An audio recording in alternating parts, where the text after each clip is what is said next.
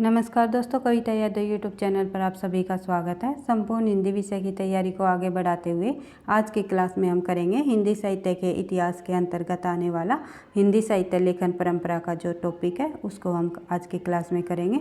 संपूर्ण टॉपिक को आज की क्लास में हम करने की कोशिश करेंगे। हिंदी साहित्य लेखन परंपरा से संबंधित जो प्रमुख विद्वान रहे, जिस प्रकार से परीक्षा में प्रश्न पूछे जाते हैं, तो सभी तथ्यों को हम आज की क्लास में करने की कोशिश करते हैं ताकि आपको फास्ट रिवीजन के साथ अभी हाल ही में होने वाली जो NTA NET और EMRS PGT हिंदी की परीक्षाओं में अधिक से अधिक लाभ मिले।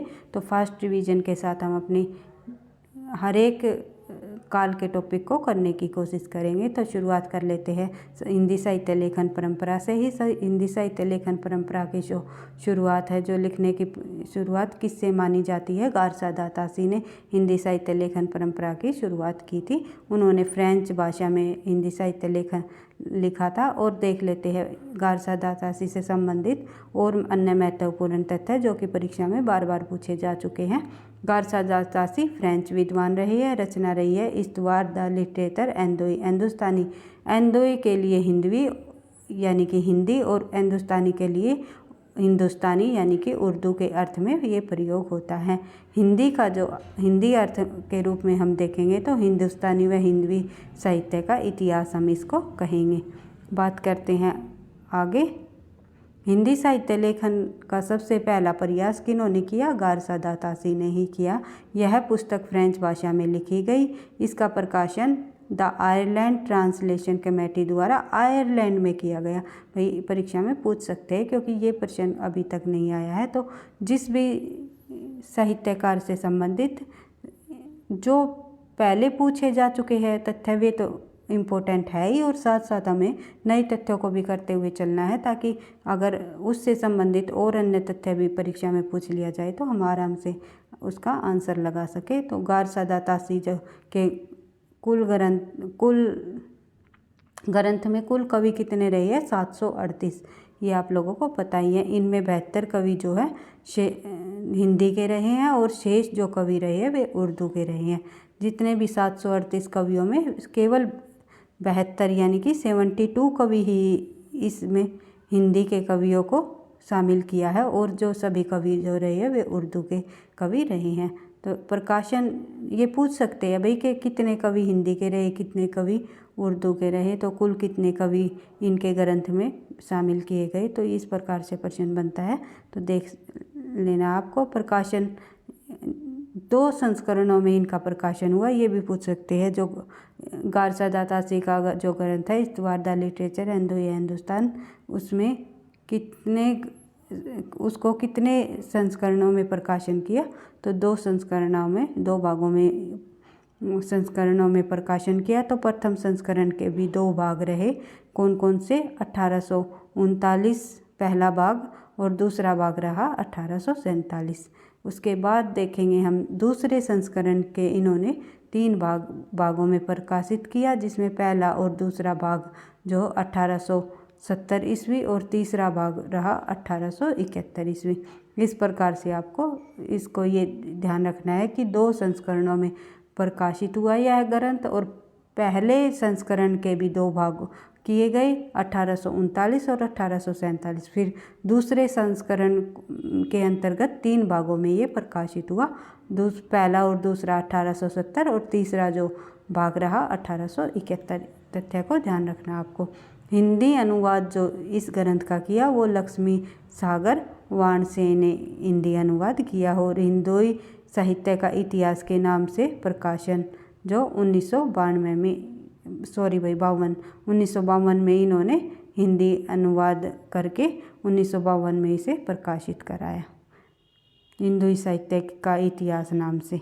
अगर ये पूछ लिया जाए तो हिंदुई साहित्य का इतिहास किस लेखक का ग्रंथ है? तो लक्ष्मी वाणसे का ये ग्रंथ है। इन्होंने जो गारसा दातासी के ग्रंथ का अनुवाद किया है, जो कि 1952 में प्रकाशित कराया है। इस प्रकार से आपको ध्यान रखना है। बढ़ते हैं आगे। अगले साहित्यकार महेश दत्त शुक्ल ने भाषा काव्य संग्रह नामक हिंदी साहित्य का इतिहास ग्रंथ लिखा।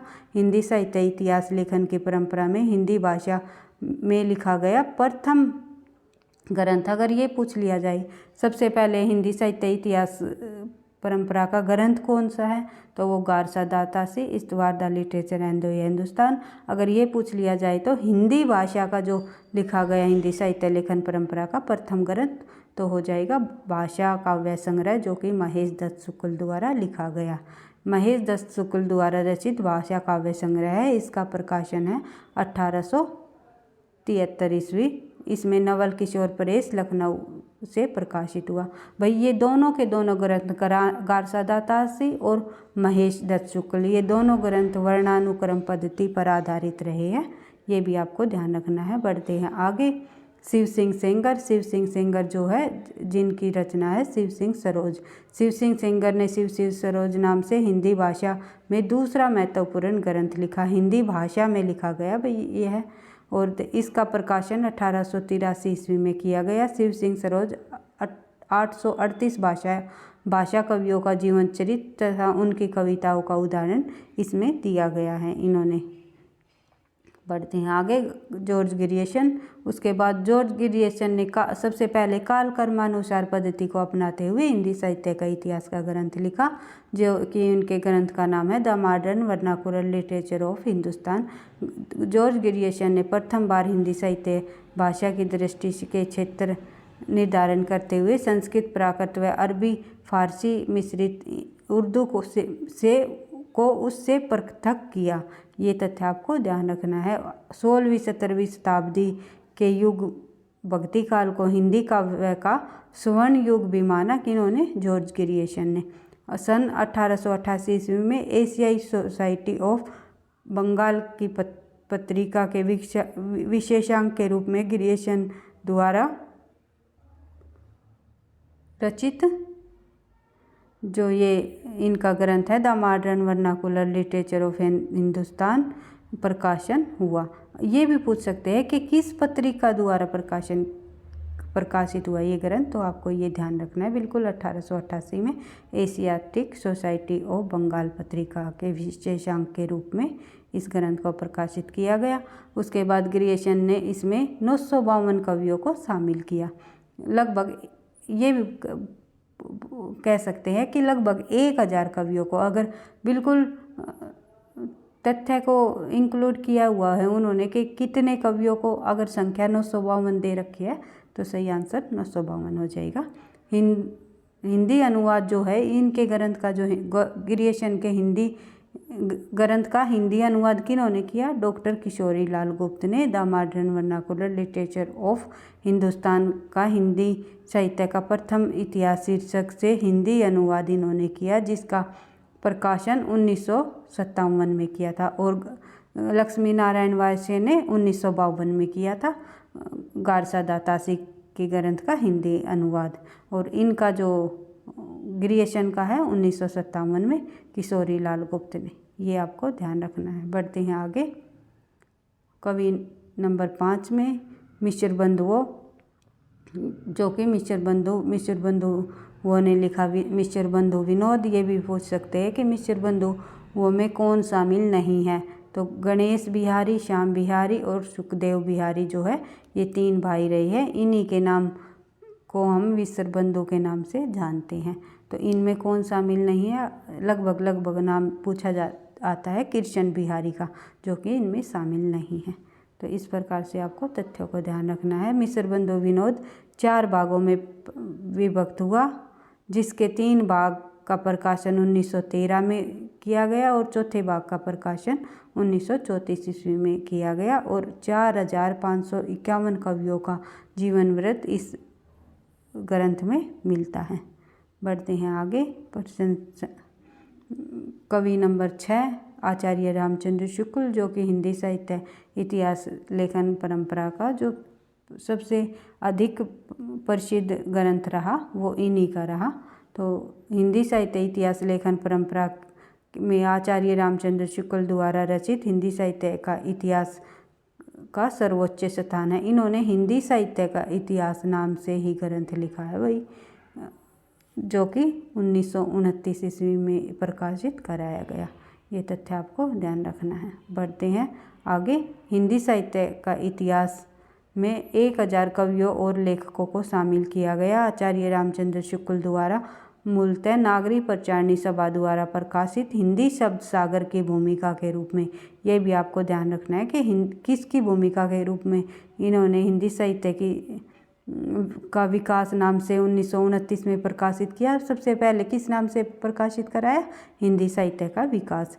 हिंदी साहित्य की भूमिका के रूप में हिंदी साहित्य के विकास नाम से इन्होंने 1929 ईस्वी में अपने ग्रंथ को प्रकाशित कराया, जो कि उनका जो बाद में नाम रखा गया हिंदी साहित्य के इतिहास। ये आपको ध्यान रखना है। बढ़ते आगे, घुमा फिरा के प्रश्नों को पूछ लिया जाता है, इसी में आपको कन्फ्यूजन हो जाती है। कितनी बार भी हम प्रश्नों को पढ़ ले फिर भी थोड़ा बहुत तो ये लगता ही है कि थोड़े से हम पीछे के तथ्यों को भूल जाते हैं। आप लोग भूल ना पाए, इसीलिए मैंने ये फास्ट रिवीजन की क्लासेस को एग्ज़ाम से पहले करने की हम कोशिश की है, तो आपको काफ़ी मदद मिलेगी। तो वीडियो अच्छी लगती है तो भाई पसंद आ रही है तो आप लाइक कर दिया करो। आपके लाइक से ही नेक्स्ट क्लास बनाने का मोटिवेशन भी मिलता है। सर्वप्रथम जो आचार्य रामचंद्र शुक्ल ने इन साहित्य इतिहास की आलोचना से पृथक किया।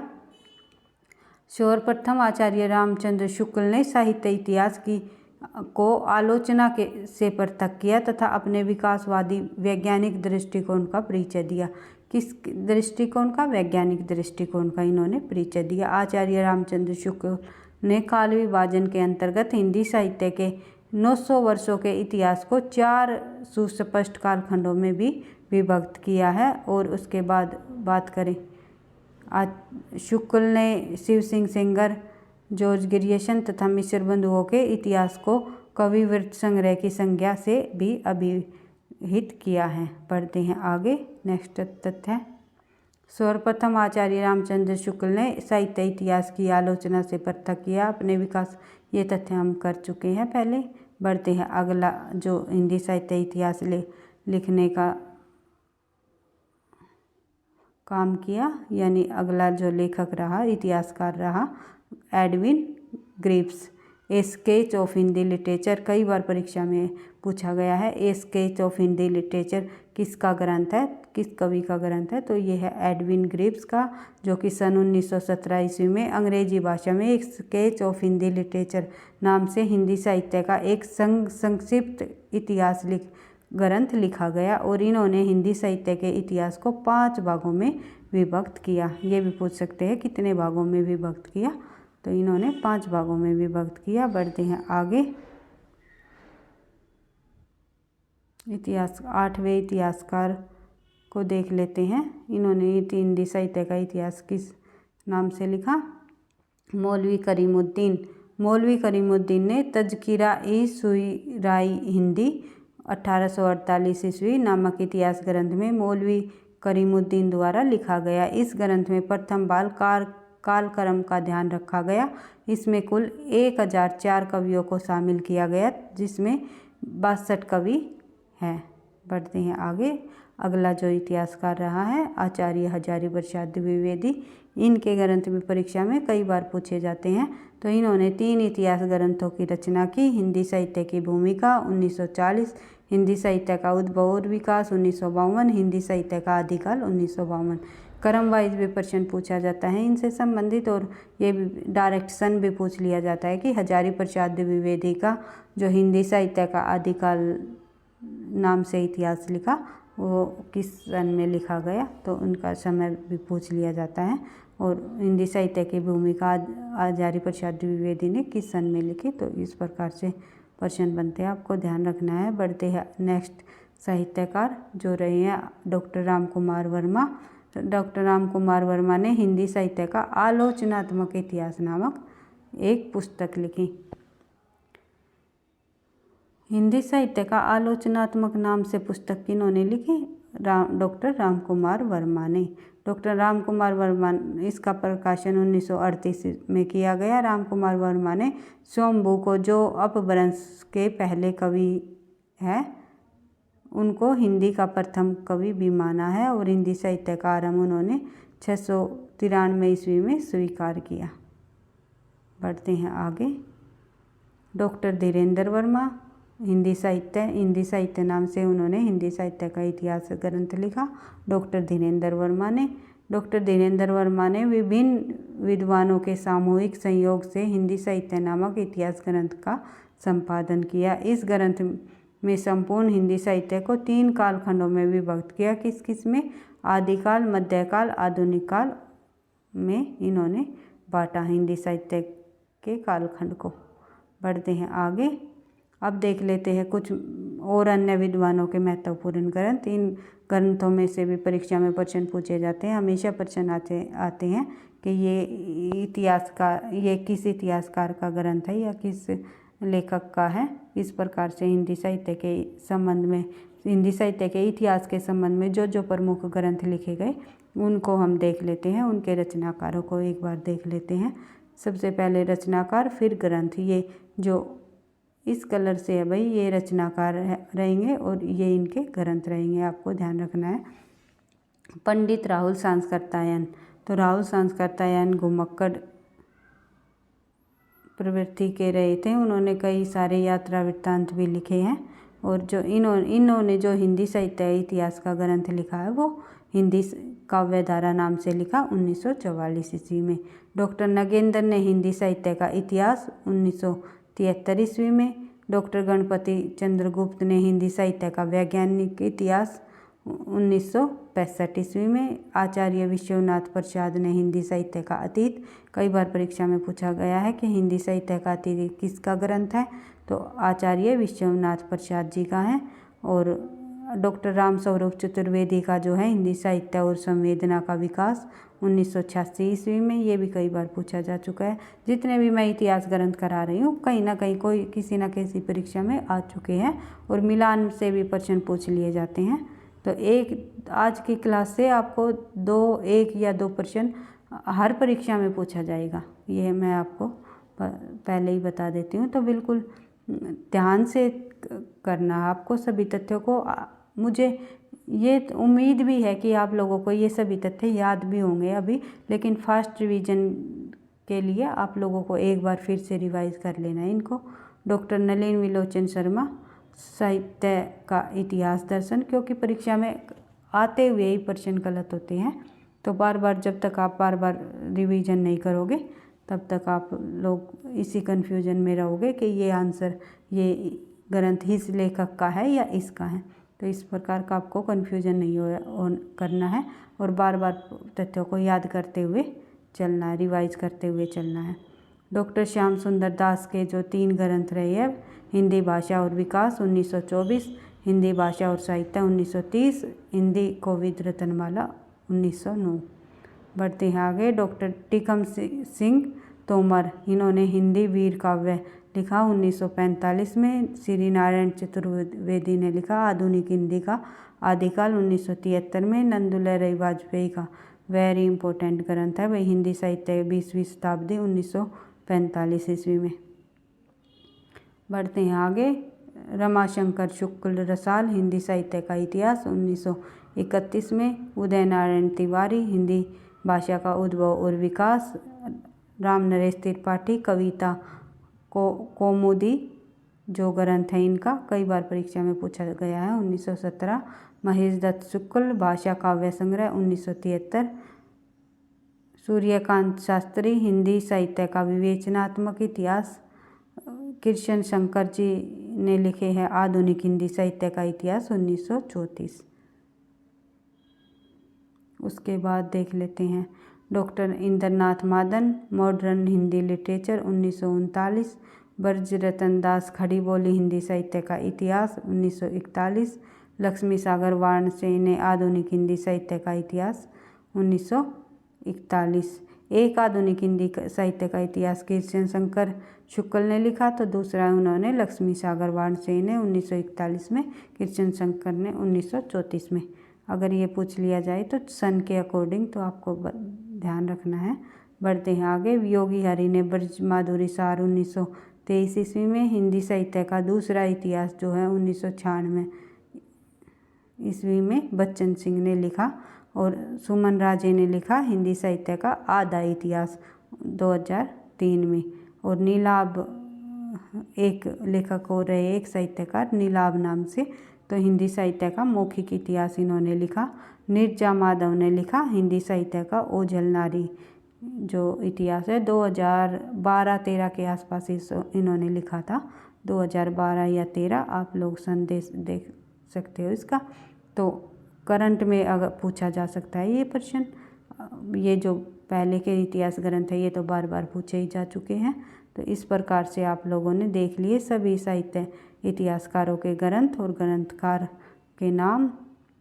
इस प्रकार से हमने संपूर्ण हिंदी साहित्य लेखन परंपरा संबंधित सभी तथ्यों को देख लिया है जो परीक्षा में बार बार पूछे जाते हैं। और डिटेल से आप क्लासेस देखना चाहते हो तो मैंने हिंदी साहित्य लेखन परंपरा से लेकर के आदि संपूर्ण भाषा विज्ञान, संपूर्ण आदिकाल, हिंदी साहित्य लेखन परंपरा सभी क्लासेस डिटेल से एक एक टॉपिक को अच्छे से कवर करवा रखा है। तो आप प्ले लिस्ट में जाकर पीछे की क्लास को देख सकते हो या फिर फास्ट रिवीजन करके अपनी परीक्षा की तैयारी में अधिक से अधिक लाभ प्राप्त कर सकते हो। हमारी इन क्लासेस के माध्यम से वीडियो अच्छी लगी तो लाइक करना, दोस्तों के साथ शेयर करना, चैनल पर पहली बार हो तो सब्सक्राइब कर लेना, पढ़ते रहना, आगे बढ़ते रहना। थैंक यू, धन्यवाद।